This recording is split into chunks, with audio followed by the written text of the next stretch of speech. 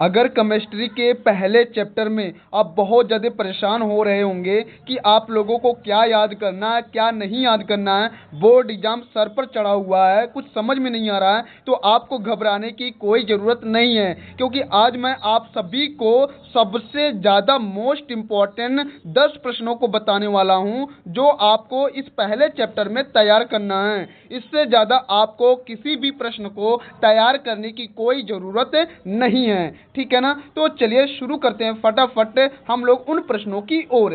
तो सबसे पहले आप जो प्रश्न तैयार कीजिएगा कि लोहे की कील को कॉपर सल्फेट के विलयन में डुबोने पर विलयन का रंग क्यों बदल जाता है। ये जो क्वेश्चंस है, मतलब जो जो क्वेश्चंस मैं आप सभी को बताने वाला हूं, उन सभी प्रश्नों को आप लोगों को क्या करना है, एकदम अच्छे से तैयार कर लेना है। इससे ज़्यादा आपको तैयार करने की कोई ज़रूरत नहीं है ना, ठीक है। फिर उसके बाद आपका अगला जो क्वेश्चन आता है, क्वेश्चन नंबर दूसरा, कि वायु में जलाने से पहले मैग्नीशियम रिबन को साफ क्यों किया जाता है। ये भी आपको प्रश्न एकदम अच्छे से आना चाहिए। फिर आगे चलते हैं कि श्वसन को ऊष्माक्षेपी अभिक्रिया क्यों कहते हैं, विस्तार से समझाएं।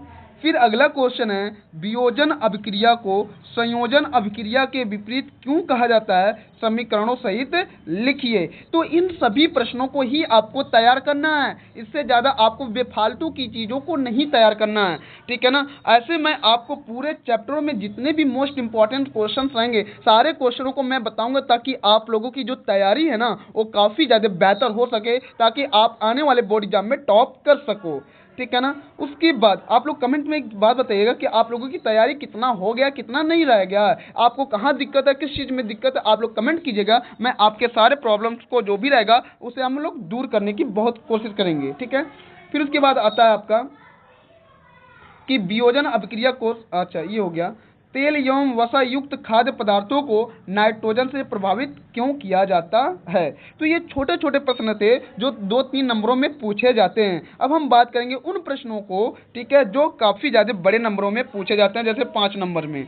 चलिए ठीक है, पहला, निम्न पदों की व्याख्या कीजिए और प्रत्येक का एक एक उदाहरण दीजिए। जैसे संक्षारण और विकृत गंधिता, इन दोनों का हमें व्याख्या करना है, मतलब विस्तार से बताना है कि संक्षारण क्या होता है, विकृत गंधिता क्या होता है। इनको बताने के साथ साथ आपको क्या करना है, एक एक इनका उदाहरण भी देना है। फिर उसके बाद अगला जो क्वेश्चन आता है, रेडॉक्स अभिक्रिया किसे कहते हैं, एक रासायनिक समीकरण देकर समझाइए, ठीक है। इसमें किसका उपचयन और किसका अपचयन हो रहा है, ये भी आपको बताना है। क्लियर है ना। ये सबसे ज़्यादा मोस्ट इंपॉर्टेंट क्वेश्चंस हैं आपका। फिर आपका जल के वैद्युत अपघटन की विधि लिखिए। फिर एनोड और कैथोड पर कौन सी गैसें मुक्त होती हैं, ये भी आपको बहुत ही अच्छे से तैयार कर लेना। पूरा फिगर एकदम अच्छे से क्लियर आप लोग एग्जाम में बनाइएगा, पेंसिल के द्वारा बनाइएगा, ठीक है ना। हाँ, नहीं तो अगर पेन से बनाएंगे तो नंबर कटते रहते हैं भाई।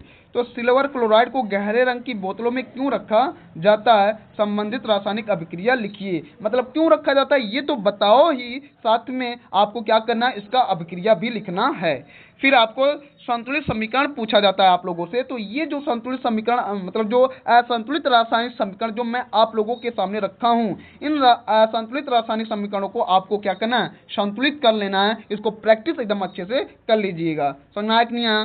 तो इस तरीके से आप लोगों की जो मोस्ट इंपॉर्टेंट क्वेश्चन था मैंने आप लोगों को बता दिया। बस आप लोगों को पहले चैप्टर में रासायनिक अभिक्रिया में आपको इतना ही तैयार करना है, इससे ज़्यादा आपको एक भी प्रश्न तैयार करने की कोई ज़रूरत नहीं है। मेरा गारंटी है, मेरा दावा है कि इससे बाहर एक भी क्वेश्चन नहीं आएगा। अगर आप लोगों को वीडियो पसंद आया तो लाइक, सब्सक्राइब, कमेंट जरूर कीजिएगा और वीडियो को ज़्यादा से ज़्यादा शेयर कीजिएगा। और ऐसे ही आपको और भी चैप्टरों के मोस्ट इंपॉर्टेंट क्वेश्चन चाहिए तो आप लोग कमेंट जरूर कीजिएगा। धन्यवाद।